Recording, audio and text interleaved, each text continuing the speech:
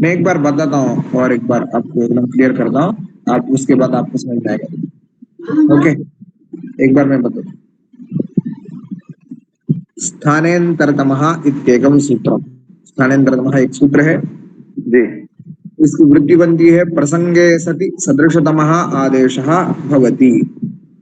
प्रसंगे सति कीदृशं प्रसंगे सति कीदृशं प्रसंगम, किस प्रकार का प्रसंग हो तो यह आदेश आता है। पहले संज्ञा हमें निर्माण करना है। कीदृशं प्रसंगे सति question mark. Okay, question mark कहा जाएगा इधर। हाँ। जी एकस्मिन्नैव वर्णानाम् अनेके आदेशाः यदा भवन्ति तदा तत्सदृशतमः वर्ण आदेशः स्वीकरणीयः। एक ही वर्ण के अनेक आदेश जब होते हो, एक ही वर्ण को जब अनेक आदेश होते हो तब उस वर्ण के समान आदेश को ही लेना है। एक ही वर्ण को अनेक आदेश जब होते हैं तब उसी वर्ण के समान आदेश को ही हमें लेना है। जी गुरुदेव, बस इतना ही कार्य विधान था इसका। और इसमें जो परिभाषा का यंत्र अनेक विधम आंतर्यम तत्र स्थानतः आंतर्यम एवं बली, यहाँ जैसे कि जब अनेक विधि के निर्देश किए जाने के बाद भी कार्य सिद्ध नहीं होता तब जाके हमें स्थानतः आंतर्य लेना चाहिए। स्थानतः आंतर्य कौन सा था हमारा? आभ्यंतर प्रयत्न और बाह्य प्रयत्न, इनको लेके कार्य करना है। समझ में आया सूत्र एकदम क्लियर? जी गुरुदेव। बस इतना याद रखना कि स्थानेन्तरतमः जो सूत्र है पहले संशय निर्माण करना। कीदृशं प्रसंगे सति सदृशतमः आदेशः भवति, किस प्रकार के प्रसंग में ये सदृशतम आदेश होता है। तो एकस्मिन्नैव वर्णानाम् अनेके आदेशाः यदा भवन्ति तदा तत्सदृशतमः वर्णः आदेशः स्वीकरणीयः। ज्ञातम्? जी गुरुदेव। हाँ, तो आज का सूत्र है तस्मिन् निधि निर्दिष्टे पूर्वस्य। लिख लेना है इससे पहले। अनुपम भाई नहीं जुड़े, श्रद्धा अनुपम भाई। श्रद्धा आ गई है गुरुदेव, अनुपम भाई आ गए। प्रणाम गुरुजी। प्रणाम प्रणाम प्रणाम। एक बार अनुपम भाई को कॉल कर देते हैं।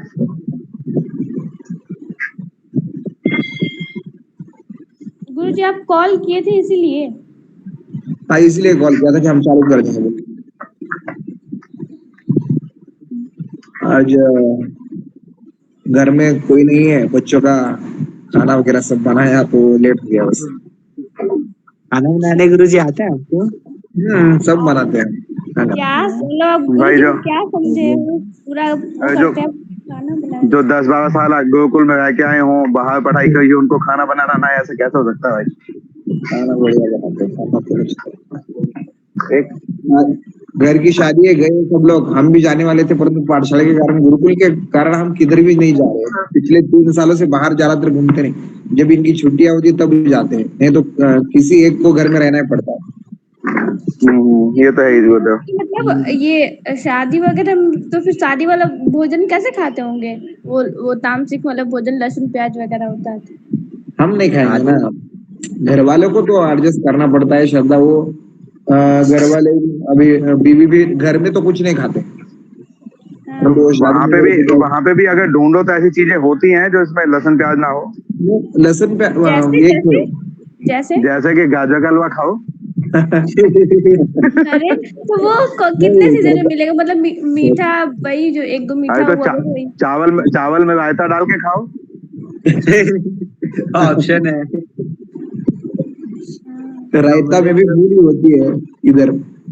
गुरुदेव बूंदी तो होती है, लहसुन प्याज तो नहीं होगा ना? बूंदी नहीं, मूली होती है, मूली। अच्छा अच्छा अच्छा। मूली भी नहीं खा सकते क्या? जो मतलब नहीं खाते वो तामसिक में 4 आते हैं जो है वो प्याज, लहसुन और वो क्या बोलते हैं, ड्रम स्टिक को क्या बोलते हैं हिंदी में? हाँ वो मशरूम। नहीं, सहजन नहीं, सहजन ना, ड्रम स्टिक। ड्रम स्टिक क्या होती है? ड्रम स्टिक क्या होती है? मोरिंगा बोलते हैं मोरिंगा, हाँ मोरिंगा बोलते हैं। मोरिंगा माने सांभर में डालती है। हाँ वो नहीं चलता है, वो तामसिक में आता है। पहले बताते गुरुदेव, मैं तो खा लेता हूँ कभी कभी सांभर। और मूली मूली मूली तो काफी उग रहे हैं। मूली को एक जिससे दुर्गंध आती है वो चीज। हाँ दुर्गंध की बात ड्रमस्टिक से तो दुर्गंध नहीं आती है मेरे ख्याल से। नहीं नहीं, वो मैं बाद में आपके साथ चर्चा करूंगा कि क्या है उसका विशेष गिरविंद्र भाई सेपरेट। अच्छा ठीक है गुरुदेव। हाँ अनुपम भाई आगे। हाँ हाँ अनुभव भाई। हाँ अनुपम भाई, एक बार ना स्थानांतरित वहाँ आपको भी बता देता हूँ कि मुख्य क्या है उसमें। कल वो जब हम अंदर जाते हैं ना, तो इस वृत्ति के कारण ना काफी संदेह आता है अनुपम भाई। तो उपरीतम क्या है, तो स्थानांतरितम इत्येकं सूत्रम अस्मिन् सूत्रे नास्ति किमपि अनुवृत्तिसूत्रम् इत्यादिकं नास्ति। ओके, स्थानान्तरतमः इत्येकं सूत्रं प्रसंगे सति सदृशतमः आदेशः स्यात्, ये वृत्ति है। तो कीदृशं प्रसंगे सति आदेशः इति संशयः। कीदृशं प्रसंगे सति आदेशः इति संशये एकस्मिन्नैव वर्णानाम् अनेके आदेशाः यदा भवन्ति तदा तत्सदृशतमवर्णः आदेशः स्वीकरणीयः इति निर्णयः। जब एक ही वर्ण को अनेक आदेश आते हैं, हमने संशय निर्माण किया पहले कि कीदृश कैसे प्रसंग में यह कार्य होगा, तब हम चिंतन करेंगे कि एकस्मिन्नैव वर्णानाम अनेके आदेशः यदा भवन्ति। एक ही वर्ण को जब अनेक आदेश दिखते हैं तब उसी के सदृशतम, उसी के समान आदेश को ही हमें लेना है। यह मुख्य कार्य था इसका।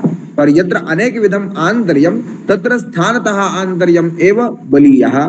हमने कल देखा था कि अर्थ सादृश्यम और स्थान सादृश्य भी जहां जिसका मिलन नहीं होता है, तो वहां हमें बाह्य प्रयत्न और आभ्यंतर प्रयत्न की परीक्षा करनी चाहिए। यह प्रमुख अर्थ है इस स्थानांतर का। समझ में आया अनुपम भाई? जी गुरुजी। अग्रिमं सूत्रम तस्मिन्निति निर्दिष्टे पूर्वस्य, लिख लेना इसे।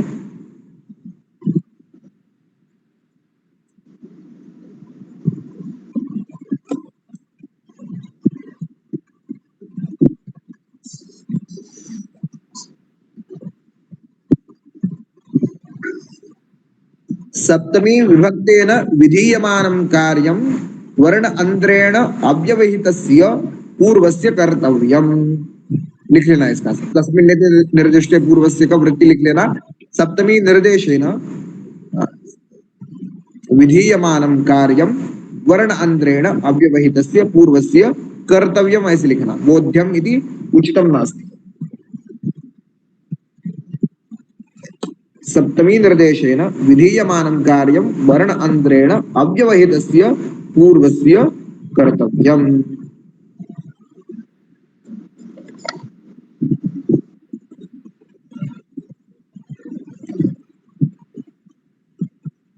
सप्तमी विभक्ति के सहाय से होने वाले कार्य वर्ण के अव्यवहित पूर्व में होंगे।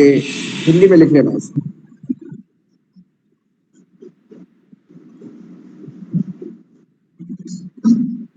सप्तमी विभक्ति के सहाय से होने वाले कार्य वर्ण के अव्यवहित पूर्व में होंगे। हिंदी में लिखना।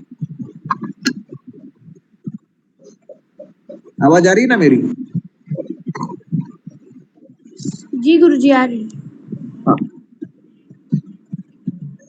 सप्तमी गुरुजी एक बार हिंदी वाला पुनः बोल दीजिए। सप्तमी विभक्ति के सहाय से, सप्तमी विभक्ति के सहाय से होने वाले कार्य वर्ण के अव्यवहित पूर्व में होंगे। अनुपम भाई, अव्यवहित को हिंदी में कैसे वर्णित करेंगे? पास में, ऐसे कहेंगे ना, वर्ण के पास पूर्व में होंगे ऐसे। जी गुरुजी। मतलब उसको पास में ही लिख दे, कार्य के पास में। अव्यवहित लिखना। थोड़ा संस्कृति रहने दीजिएगा, वो सूट नहीं होता है भाषा में। ओके, सप्तमी विभक्त के सहाय से, विभक्ति के सहाय से होने वाले कार्य वर्ण के अव्यवहित पूर्व में होंगे। उदाहरण देखेंगे इसका। तो ये सूत्र क्या है? परिभाषा सूत्र है। ऊपर उसके सूत्र के ऊपर लिखना, हर सूत्र के ऊपर लिखना है। अभी जो जितने भी सूत्र चल रहे हैं परिभाषा सूत्र है।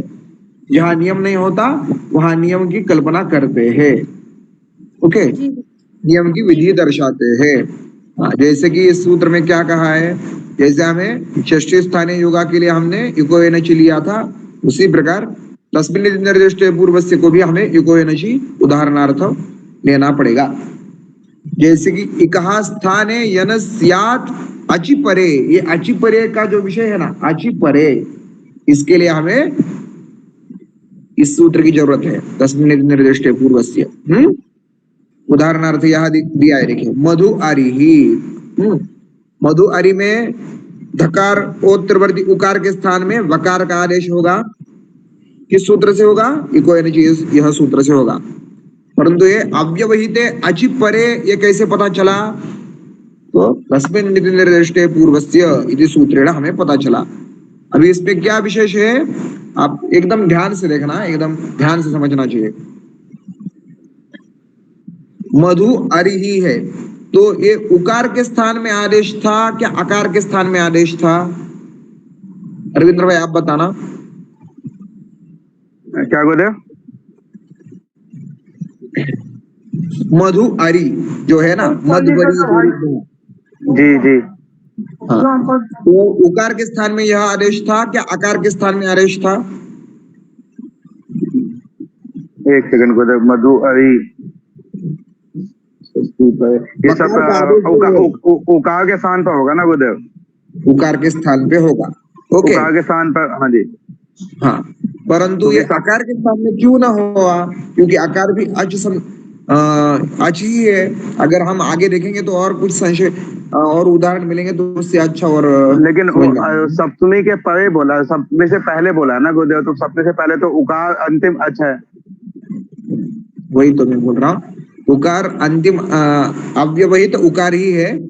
उसके उसी के बारे में बताना चाह रहा था कि आकार के पूर्व में उकार होने के कारण उकार के स्थान में ही कार्य होगा।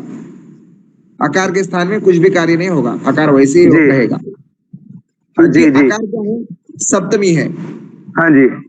अच वर्ण में आकार आता है, आकार सप्तमी होने के कारण सप्तमी के पूर्व में ही कार्य होगा। परंतु हमें तो कोई नहीं, स्थाने यन भवति, तो हमें पता चल गया था। यन हो जाएगा ये पता था जी। परंतु अव्यवहित पूर्व वर्ण में होगा, एक किससे पता चला? तस्मिन् इति निर्दिष्टे पूर्वस्य था। ओके, और एक उदाहरण देखिए।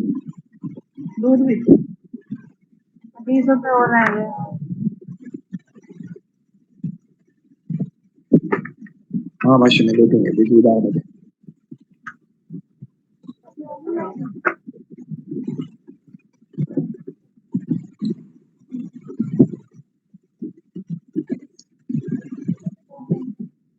गुरुदेव इसमें भी जो उकार की जगह पे वकार का हुआ है, इसमें भी बाह्य पतन देखेंगे गुरुदेव, या फिर वही स्थान सामेगा करके उकार उससे नहीं, हर जगह देखने की जरूरत नहीं है। परंतु हम चिकित्सा करेंगे तो एक जैसा ही आएगा। अगर हम चिकित्सा करेंगे तो उसमें वो पास ही होगा। जी ओके, बाकी प्रयत्न देखने का प्रयास करेंगे तो उचित ही है। आप वैसा प्रयास करेंगे तो आपको याद भी रहेगा कि इसका वाक्य प्रयत्न क्या है। विवार संवार नाद घोष और अल्प प्राण ही है क्या? संवारो नाद घोष महाप्राण ही है क्या?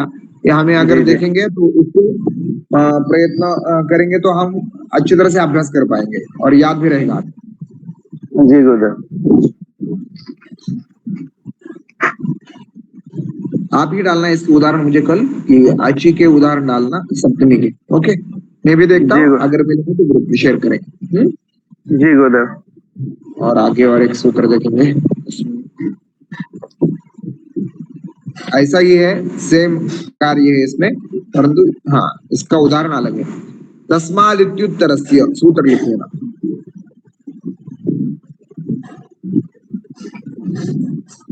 तस्मादित्युत्तरस्य तस्मादित्युत्तरस्य तस्मात् इति उत्तरस्य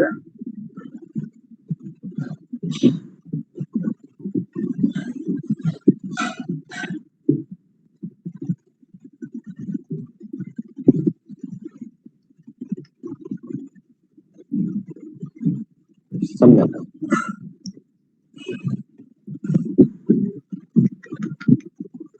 लिख लिया? जी गुरुदेव। अनुवृत्ति इसमें निर्दिष्टे, इसे भी लिख लेना, अनुवृत्ति विधायक सूत्र है निर्दिष्टे।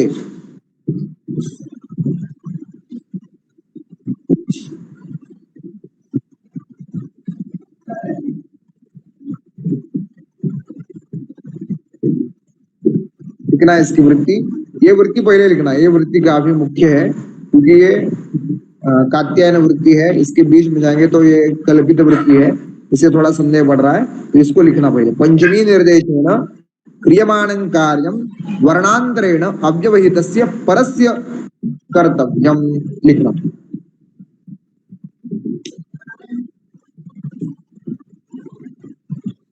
क्रिया में पंचमी का निर्देश कार्य में वर्णांतरे वर्णों के वर्णांतरे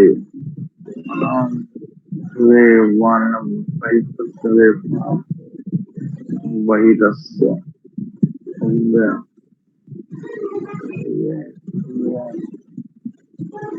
गुरुदेव इसका संधि विच्छेद क्या बनेगा? वर्णांतरेण वहितस्य, वर्णांतरेण अव्यवहितस्य।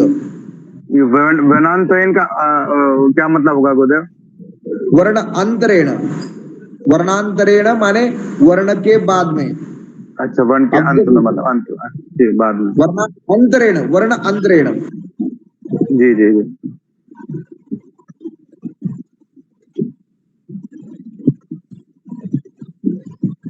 वही तस्य परस्य ज्ञेयम् या कार्यति। जितने भी समुदाय के वर्ण है ना, उस समुदाय के वर्ण के अंतरेण अव्यवहितस्य माने पास में। जी गुरुदेव।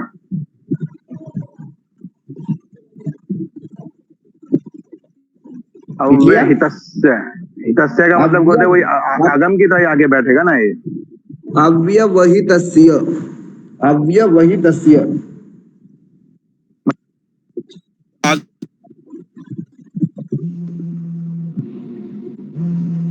लिख लिया?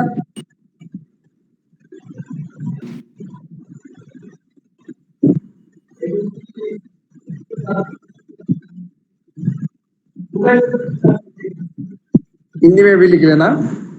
पंचमी विभक्ति के सहाय से होने वाले कार्य वर्ण के अव्यवहित पर में होंगे।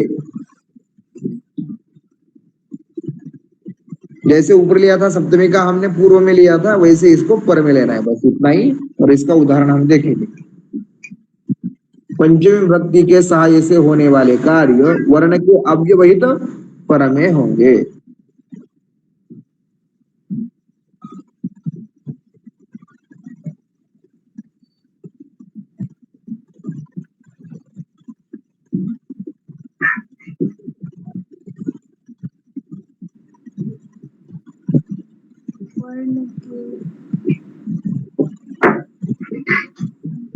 जो गुरु जी ऊपर लिखा था अव्यय, वही वाला लिखा है।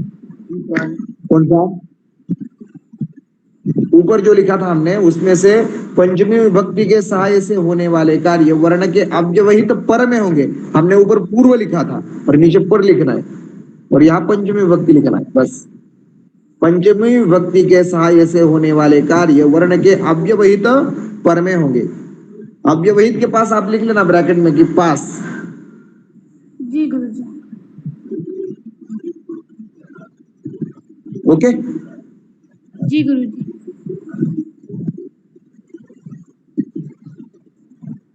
इसको देखिए, सप्तमी विभक्ति है एतादृशः कृतः प्रयोगः एवं परसप्तमी नामना अभिज्ञायते। परसप्तमी नामना, परसप्तमी भी कहते हैं इसे, तस्मात् इत्युत्तरस्य को। और ये पंचमी विभक्ति का कार्य होते हुए भी इसे सप्तमी भी कहते हैं। देखेंगे इसको क्या है, वो कंफ्यूजन मैंने बढ़ाना चाहता हूँ, रहने दीजिए इसे। हाँ, तो इस सूत्र को उदाहरण के लिए लेंगे, अतो अम लिख लेना, अतोम, अतोम इस सूत्र को लिख लेना, तस्मात् इत्युत्तरस्य के नीचे लिखना है अतोम, लिखा। इस सूत्र में अत ये शब्द पंचमी विभक्ति है, पंचमी एक वचन है, लिख लेना, पंचमी एक वचन है, अत पंचमी एक वचन है। इस सूत्र में अतोम, इस सूत्र में अतः इति पंचमी एक वचन शब्द है, अतः।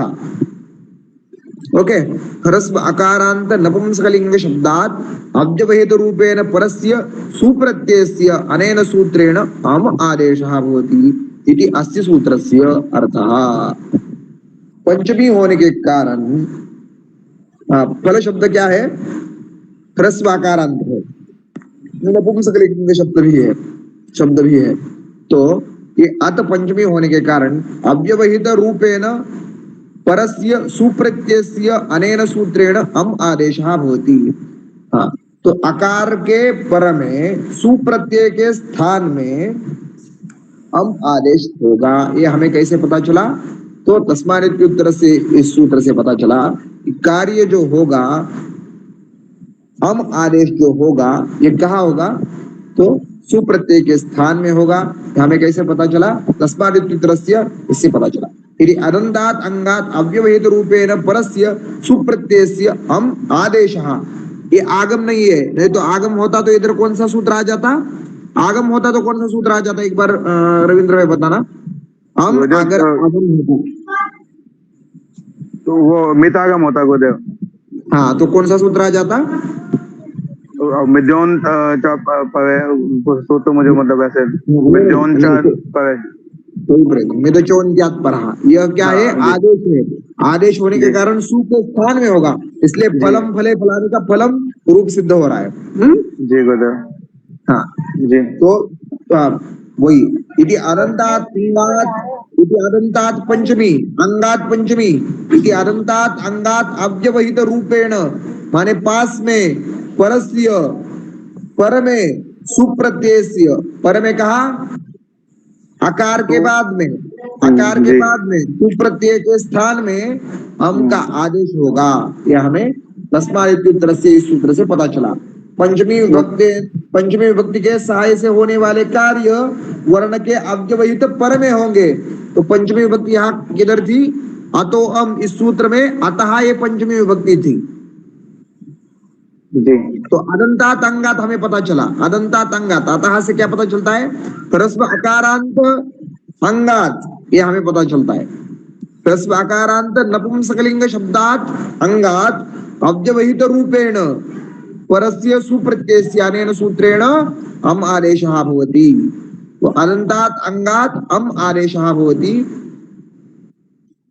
यह हमें पता चलता है तस्मात् इत्युत्तरस्य इस सूत्र से। नहीं तो अतोम ये सूत्र होने के बाद अतः अम, ऐसा ही विधान है, अतः अम कहाँ होगा, अतः अम आदेश कहाँ होगा, अदंतांग हमें कैसे पता चलेगा, तो तस्मात् इत्युत्तरस्य हमें पता चलता है कि अदंतात अंगात अव्यवहित रूपेण परस्य सुप्रत्ययस्य अम आदेशः भवति। ज्ञातम? जी गुरुदेव। श्रद्धा आप एक बार बताना क्या आपको पता चला, बस एक मैं और एक बार बता देता हूँ। अतोम बोल के सूत्र है, इसमें अतः पंचमी है, अम प्रथमा एक वचन है, अतः अम ऐसे पदच्छेद होगा इस सूत्र का। तो अतः अम से हमें कुछ समझ में आ रहा है क्या, अतः से बस इतना समझ में आता है कि अतः पंचमी है और अम आदेश है। अगर इतना भी हम समझ ले तो हमें समझ में नहीं आता कि इसका विधान कैसे करें, इस सूत्र को कैसे लागू करें। तो इस सूत्र का विधान करने के लिए तस्मात् इत्युत्तरस्य परिभाषा की जरूरत हमें पड़ती है, तब जाके ये कार्य बनता है। ह्रस्व अकारांत नपुंसकलिंग शब्दात् अव्यवहित रूपेण परस्य सुप्रत्ययस्य अनेन सूत्रेण अम, अव्यवहित रूपेण परस्य, ये हमें तस्मात् इत्युत्तरस्य इस सूत्र से पता चलता है। इधर देखना, अव्यवहित परस्य, अव्यवहित रूपेण परस्य सुप्रत्ययस्य अनेन सूत्रेण अम आदेशः भवति। पता चला? जी गुरुजी। हेलो। हाँ हाँ, आप बताना एक बार तस्मात् की तरफ से पहले से।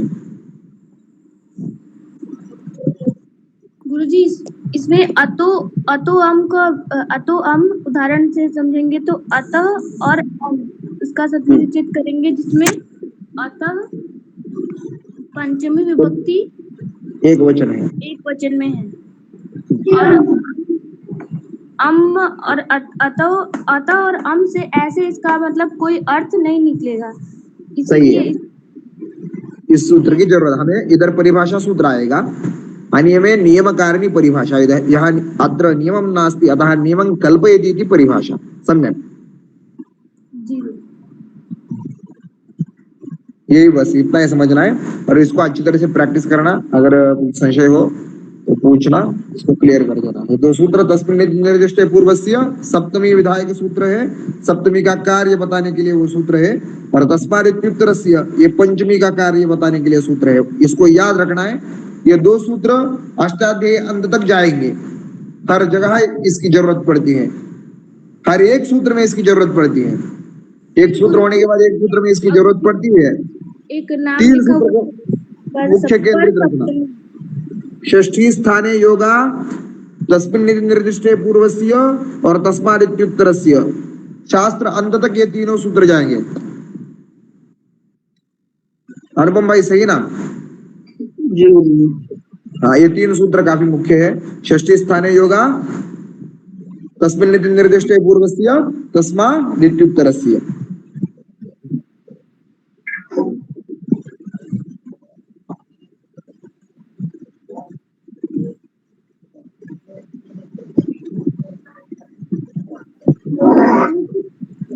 गुरुजी इसमें इस वाले जो सूत्र में है अभी जो पढ़ा तस्माद्वित्युत्तरस्य, गुरुजी इसमें फिर एक शब्द बार लिखा है, नहीं आपने कहा ना इसको पर सप्तमी सूत्र से भी कहते हैं। नहीं, वो कंफ्यूजन नहीं बढ़ाएंगे श्रद्धा, उसको त्याग दो इस विषय को, नहीं तो फिर से वो सप्तमी और पंचमी में संशय बढ़ जाएगा। उसको छोड़ दो, जो कुछ है ना उसको संशय को बाद में क्लियर करेंगे। ऊपरीतम जितने भी हमें सहायक विषय हो गए ना उसके ऊपर हम चिंतन करेंगे, वो महाभाष्य का चिंतन है, उसको छोड़ेंगे। जी गुरुजी। अनुपम भाई कुछ संशय? जी नहीं गुरुजी, संशय जो था वो मतलब क्लियर हो गया स्थानांतरतम वाले में। हाँ, स्थानांतरतम को ना और डीपली समझाया जा सकता है, उसको देखना पड़ेगा और देखेंगे। चिंतन करने के लिए समय नहीं मिल रहा है, तो सोच के बताऊंगा अच्छी तरह से।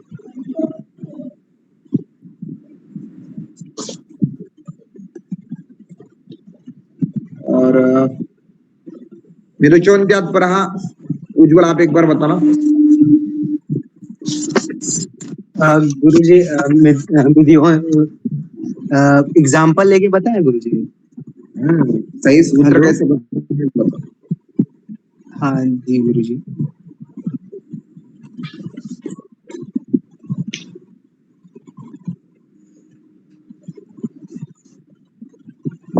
बाल्यस्तावत् क्रीडासक्तः तरुणस्तावस्तरुणी मग्नः। उज्ज्वल तरुण अवस्था में मग्न है। हाँ, ध्यान नहीं देते पाठ में।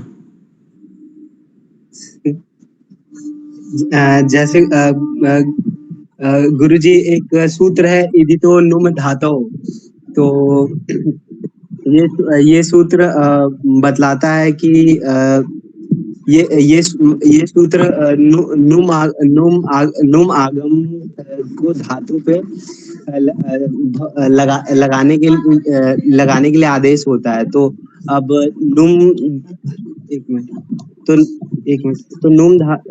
जो नुम आगम है, वो नुम आगम का पहचान कैसे हो कि वो नुम आगम क्या है? तो मिद्योन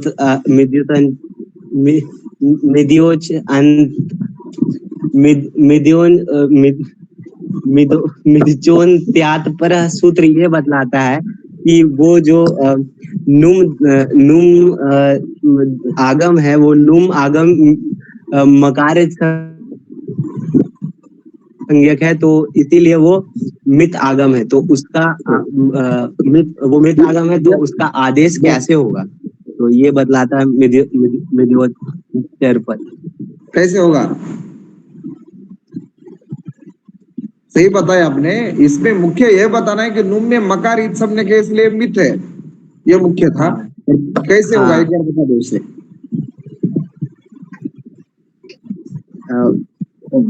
गुरुदेव इसमें एक चीज मुझे लगता है मतलब ऐड होनी चाहिए थी, पता नहीं जो इदितो नुम धातु जो है वो सूत्र लगेगा, तो वो उस धातु पे लगेगा जो जिसमें इका इत संज्ञक होगा, उस धातु पे ही नुम आगम आएगा ना गुरुदेव। इसमें जो आपने बताया शायद ऐसे कुछ मुझे याद है। उज्ज्वल का प्रयास चल रहा था, इसलिए मैं बोला नहीं। जी जी। वो देखो उज्ज्वल रविंद्र भाई बता रहे हैं।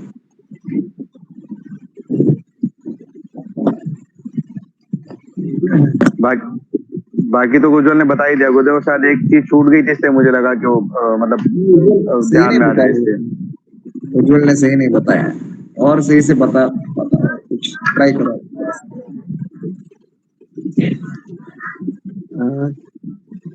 सेकेंड फर्स्ट क्लियर करो आप। फर्स्ट आपको कैसे अनुमागम कैसे हुआ, अनुमागम का विधान क्या था, और मकार संज्ञक होने के कारण वो मिल था, पर वो उसका अंत्यात परा, इसके बारे में आपने वर्णन किया नहीं, मृचो अंत्यात परा का, और सही से वर्णन किया। आप डायरेक्ट उदाहरण पे चले गए।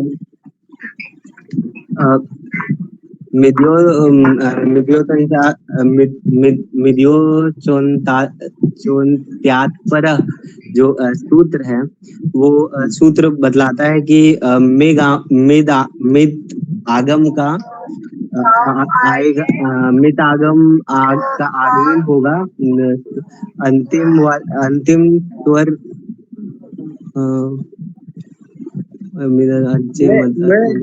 आपको मैंने क्या बोला है आपको, और उज्ज्वल भाई रविंद्र भाई सबको एक याद रखना, हर रोज सुबह एक बार सूत्र और वृत्ति को पढ़ना।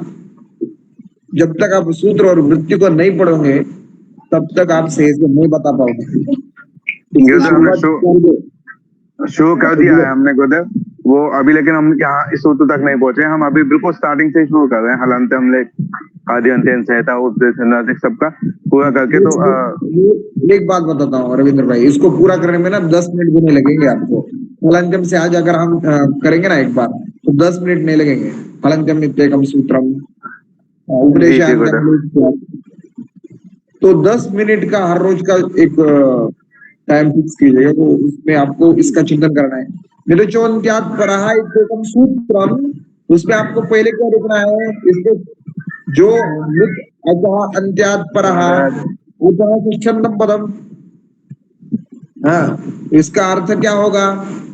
अचाम मध्ये यह अंत्यः तस्मात् परः तस्यैव अंतावयवः मित् स्यात्। ये सूत्र वृत्ति अगर का आपको याद होगी तो बताने के लिए आसानी होगी। हमें भूलना नहीं कुछ भी, एकदम सही से प्रयत्न करना है और एकदम सही से हमें बताने के लिए।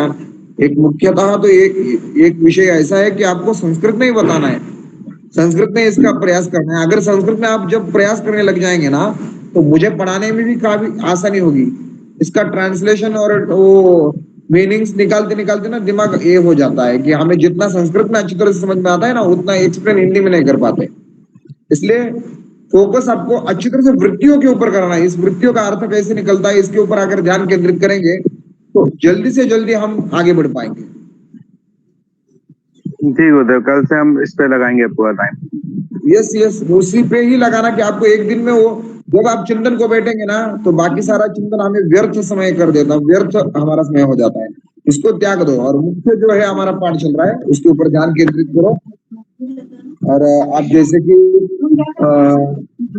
हमारे जो अष्टक चल रहे हैं ना, उसमें भी एक श्लोक लगा कि उसकी संध्या भी देखो, उसमें आने वाले धातु को भी देखो, उसके शब्दों को भी देखो, और विशेषतः हमारे जो अभी हो रहे सूत्र में विद्यमान वृत्तियों के ऊपर ज्यादा चिंतन करो। अगर वृत्ति अच्छी तरह समझ में आने लग जाए, आपको तो अच्छी तरह समझ में आ रहा है रविंद्र भाई, और प्रयास कीजिएगा सब मिलके, सबको अच्छी तरह समझ में आएगा। तो फास्ट थोड़ा हम संस्कृत में ही सिखाते आगे बढ़ेंगे, काफी नहीं, आसान उधर- होगा। उज्जवल को भी अच्छे से समझ में आता है, पर क्योंकि मुझे पता है जब हम बात करते हैं तो चिंतन करते हैं उसको अच्छे से समझ में आता है, लेकिन वो आपके सामने मुझे लगता है कि शायद थोड़ा घबरा जाता है या कुछ ऐसा कुछ हो सकता है। नहीं, वो भी अच्छा ही बोल रहा है, इसलिए तो मैंने उसको गुरुकुल में बुलाया यहाँ कि आ जाओ बोल के। अच्छा अच्छा, जी जी। वैसा कुछ नहीं है, मैं जस्ट ऐसे पूछा था उसको, वो अच्छा ही समझ रहा है, हर सभी को ही अच्छी तरह समझ में आ रहा है, उसमें कुछ ये नहीं, परंतु मैं बोल रहा था और ध्यान एकाग्र करके आप सही तरह से उसे पढ़िएगा, तब जाके जी, वो मतलब हाँ तो वो समझ में आएगा। कल से थोड़ा ज्यादा ध्यान देंगे उधर, इस पे थोड़ा सा ध्यान इधर उधर जो होगा था उसका ध्यान रखेंगे। ध्यान देना जरूर। ओके अनुपम भाई, आपको समझ में आया ना? निजोन्त्यात प्रहा को आप एक बार एक्सप्लेन कर पाओगे, एक बार आप बताओ। जी गुरु जी, पढ़ा नहीं है लेकिन कोशिश करेंगे। जी, जो मित आगम होता है वह अच यानी अच स्वरों के अंतिम वर्ण के स्थान पर होता है। यहाँ पे मकार संज्ञक होता है। समझ, मकारित मित माने मकारित सम्यक, इसे पहले हमें समझना है। अचाम मध्ये यहाँ अंत्यः तस्मात् परः तस्यैव अन्तावयवः मित आगमः भवति। मित आगमः भवति माने मकारित सम्यक आगम होता है। अच समुदाय, अच वर्ण समुदाय में जो अंत्य है उसके बाद में तस्मात् परः तस्यैव अन्तावयवः, उसके बाद में माने कितने दूर, ज्यादा दूर नहीं, तस्यैव अन्तावयवः, उसके पास ही अंत्य में वो आगम होगा। अच वर्ण के समुदाय में अंत्य में उसके पास में मित आगम होगा। मित माने मकार इत सम्यक प्रत्यय का आगम होगा, बस इतना ही अर्थ।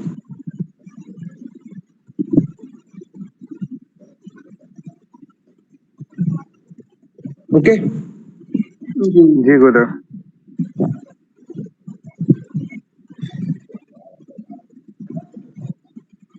बच्चे काफी लोग आना चाह रहे हैं पाठशाला में, रविंद्र भाई क्या करें पता नहीं पड़ रहा है, काफी तकलीफ हो रही है। तो ले लीजिए गुरु। नहीं नहीं रविंद्र भाई, काफी समस्याएं हैं, टॉयलेट बाथरूम और एक बनाना है, पहले बनवा के अभी 2 महीने हुए,